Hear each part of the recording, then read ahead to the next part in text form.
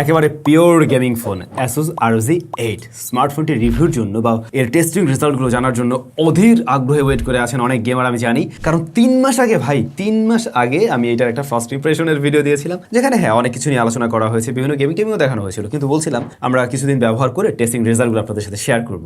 But এতদিন তাই বলে ওয়েট করলাম আর কি। যাই হোক, দুঃখিত এই জন্য। আজকে এর টেস্টিং রেজাল্টগুলো আপনারা জানবেন।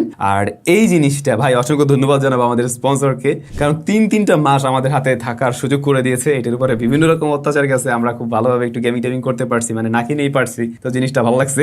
SMS গ্যাজেট আপনারা পেয়ে যাবেন এই ডিভাইস এবং ROG সহ বর্তমান সময়ের যে জনপ্রিয় ফোন প্লাস ওদের কম্পিউটার কি যেন রেড ম্যাজিক, ওই ফোনগুলো কিন্তু আপনারা পেয়ে যাবেন। SMS গ্যাজেটের শপ রয়েছে Bashundhara City, Jamuna Future Park এবং ভিডিও ডেসক্রিপশনেও তাদের শপের ইনফরমেশন দেওয়া আছে, প্লাস এটার প্রাইস, ইভেন এটার বড় ভাইয়েরও প্রাইস মেনশন করা আছে।